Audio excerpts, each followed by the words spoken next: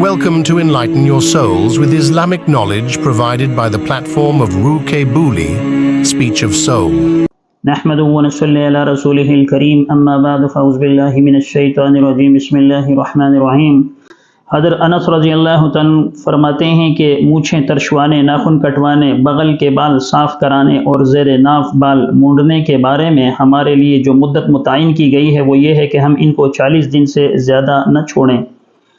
مسلم شریف میں جو حضرت انس رضی اللہ عنہ سے یہ روایت ذکر کی گئی ہے کہ وہ چیزیں جو اسلام کے اندر ممنوع ہیں یا جس کا جو کاٹنا ہے وہ اس کی مدت کا متعین کرنا، تو رسول اللہ صلی اللہ علیہ وسلم نے اس کی جو آخری مدت ذکر کی ہے وہ 40 دن ہے، یعنی ناخن ترشوانا، ناخن کو کاٹنا، اسی طرح سر کے بالوں کو کاٹنا، اسی طرح جو ہے وہ زیر ناف بال جو ہیں ان کا ترشوانا، ان کا صاف کرنا،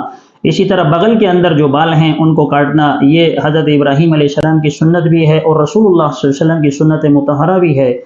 اب ان کی کم سے کم مدت کیا ہے، تو اس کے بارے میں ابن عمر رضی اللہ عنہ سے ایک روایت مروی ہے کہ رسول اللہ صلی اللہ علیہ وسلم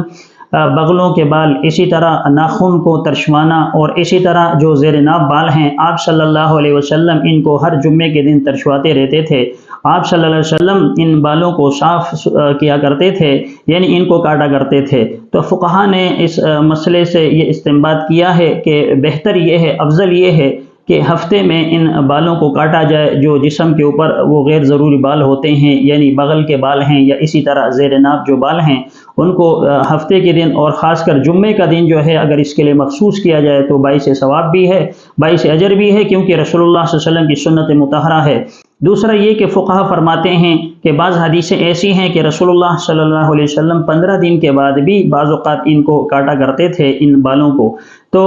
بہتر یہ ہے کہ ان کو ہر جمعے کے دن جو ہے وہ کاٹا جائے، اگر ایسا نہ ہو سکے تو 15 دن کے اندر اس کو کاٹ لیا جائے، لیکن زیادہ سے زیادہ خیال اس چیز کا رکھا جائے اور اس چیز میں احتیاط کی جائے کہ 40 دن سے زیادہ جو ہے اس کی مدت نہ بڑھے، کیونکہ یہ مکروہ طریقہ ہے۔ رسول اللہ صلی اللہ علیہ وسلم اس کو ناپسند کیا کرتے تھے کہ کوئی شخص جو ہے وہ 40 دن سے زیادہ ان چیزوں کو وہ پروان چڑھائے، یعنی اس کو آگے بڑھائے۔ اللہ تبارک و تعالی ہمیں رسول اللہ صلی اللہ علیہ وسلم کی ان سنتوں کو اختیار کرنے والا بنائے، آمین وآخر دعوانا الحمدللہ رب العالمین۔ Thanks for watching. For more Islamic lectures, kindly subscribe to Ruke Buli on YouTube.